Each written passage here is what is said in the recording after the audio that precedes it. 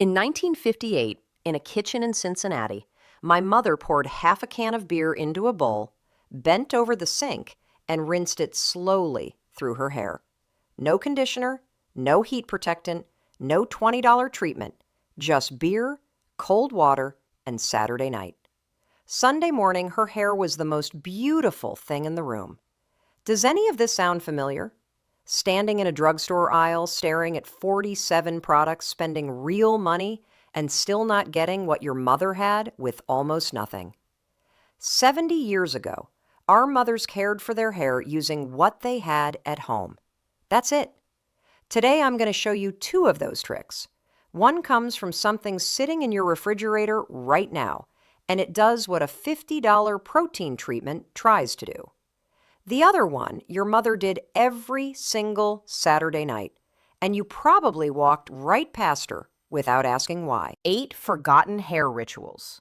Once called old-fashioned, now the thing every modern formula is trying to recreate. Girls, we all walked past our mothers doing this. Tell me in the comments, what's the one thing you wish you'd paid closer attention to? Now here's something I want you to think about. Your mother didn't wash her hair every day. None of our mothers did. In the 1950s, once a week was the standard. And it wasn't because they didn't care. It was because they understood something the industry spent decades trying to make us forget. That hair knows how to take care of itself, if you give it time. For many of them, Saturday was salon day. Shampoo and set. Hair washed, rolled, dried under that metal hood, and styled to last the entire week. An event. A ritual. Not a chore. For the ones who washed at home, the ritual started earlier, Friday night, with a brush. Can you picture her, sitting at the edge of her bed or at her vanity, running that boar bristle brush through her hair, long, slow strokes? She never counted out loud, but you know it was close to 100. Every Friday, without fail. You walked past that door. Maybe you were doing homework. Maybe you were already half asleep. But some part of you remembers the sound of that brush moving through her hair at night. What she was doing, I know now, was distributing the natural oils from her scalp all the way to the ends of every strand. No serum, no treatment, just a brush that understood hair better than any bottle I've bought since. If this is your first time here, my name is Ruth, and this is what I do. I go back, find out why something worked, and bring it to you. If that sounds like something you need, subscribe and leave a like. There's so much more where this came from. Now, here's what I found. Your mother's brush wasn't just a brush. The boar bristle, real bristle from the animal, has a surface covered in microscopic scales. And those scales do something no synthetic fiber can do. They grab the hair shaft and carry the natural oil from your scalp all the way down to the ends. Every stroke, every night. That oil is called sebum. Your scalp produces it for exactly this purpose, to coat, protect, and shine every strand from root to tip. The brush was the delivery system. 100 strokes wasn't a superstition. It was a distribution method. Now look at what's sitting on your bathroom counter. The shine serum, the heat protectant, the finishing oil. Every single one of them exists to replace what your mother's brush was already moving into place for free. Someone in our comments, and I think about her often, wrote that she still uses her great-grandmother's boar bristle brush. From 1896, still working, still beautiful. I have bought 3 brushes in the last 10 years. The one that works best cost me $4 at a secondhand store. Mr. Marketing took a 50-cent solution, put it in a frosted glass bottle with a French name, and turned it into a $40 experience. Your mother never needed the bottle. She had the brush. It's not complicated. It never was. Girls, grab a pen, because what I'm about to tell you is going to explain something you've been wondering about for decades. Why your mother's hair on Sunday morning smelled like nothing you've ever found in a bottle. Clean, warm, hers. And why you've never been able to recreate it, no matter what you've bought since. Saturday night had a ritual, and it started in the kitchen.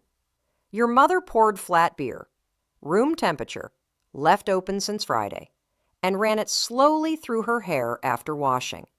Not because she read it in a magazine, because her mother did it, and her mother's mother before that. Here's what nobody tells you. That beer rinse was chemistry.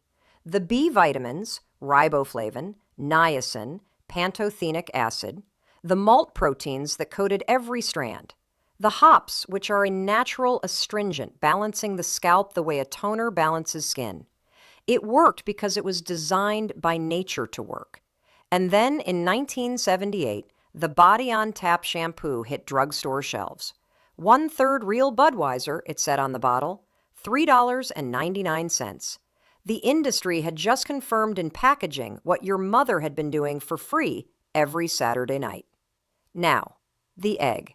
Your mother cracked a raw egg into a bowl, worked the yolk through damp hair, and rinsed. And if she told you to use cold water, she was right, for a reason nobody explained to her either. Heat coagulates egg protein. Warm water literally cooks it into your hair. I tried it once with hot water. I will not describe what happened next. The yolk carried lecithin, a fat that mimics the hair's own protective layer. Keratin protein that fills in damage. Exactly what a $40 treatment tries to synthesize in a laboratory. Your mother did it with one egg and a bowl. Who remembers the smell of their mother's hair on Sunday morning? Not product, just her hair. If you know exactly what I'm talking about, tell me in the comments. I want to know I'm not the only one. Here's what the timeline shows.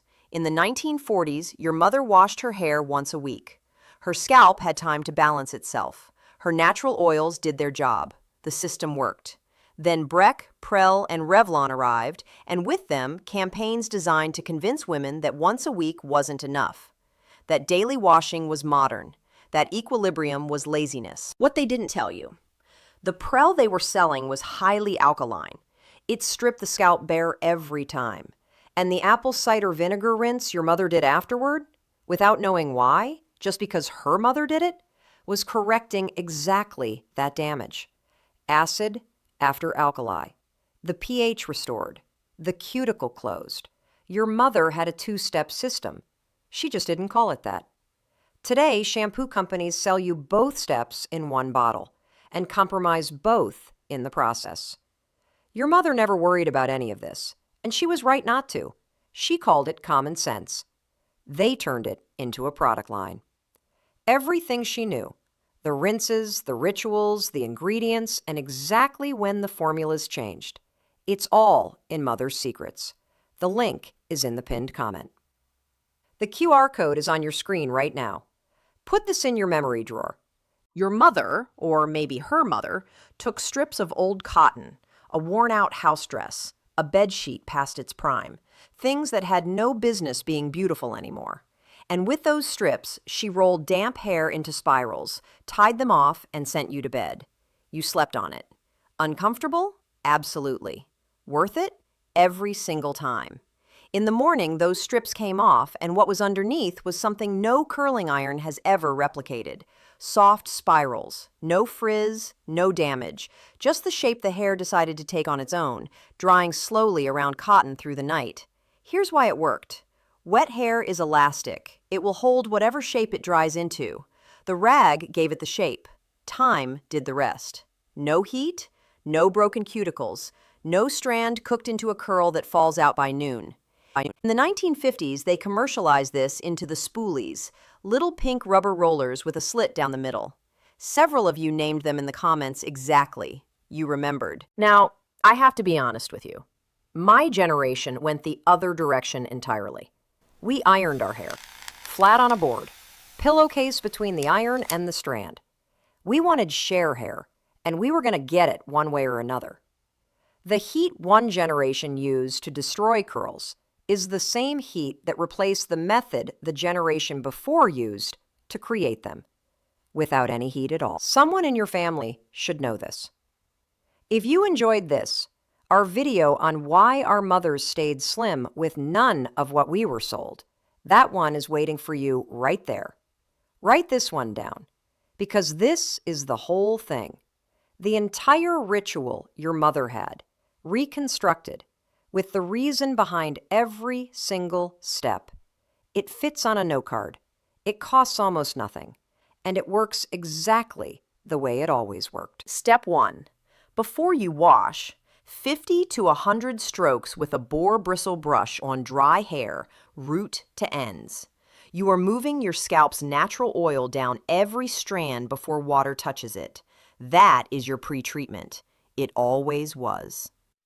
Step 2. Wash less. Twice a week at most. Give your scalp the time it needs to find its own balance. Your mother wasn't being careless. She was being patient. Step 3. Once a month, 1 egg yolk worked through damp hair, 15 minutes, rinsed with cold water. Never warm. The protein fills in damage. The lecithin restores slip. The cold water keeps it where it belongs. Step 4. After every wash, 1 tablespoon of apple cider vinegar diluted in a cup of water poured through your hair as a final rinse.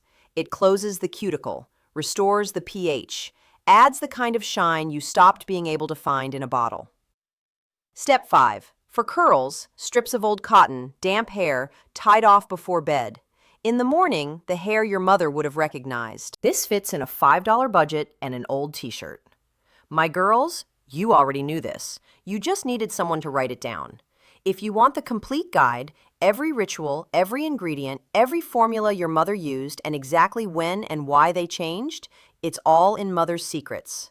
40 years of what the industry replaced, documented in one place. The link is in the pinned comment. The QR code is on your screen. $37. Less than 1 bottle of what hasn't been working.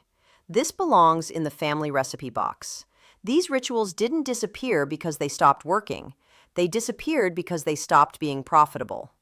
My mother is gone, but I know exactly what she kept in that bathroom, and I know exactly why it worked. If we don't write these things down, girls, they leave with us. Tell me in the comments, what's one thing your mother did for her hair that nobody does anymore? And send this to that friend of yours who lived this too. She'll know exactly what we're talking about. If you haven't subscribed and left a like, now is the time. This one's worth keeping.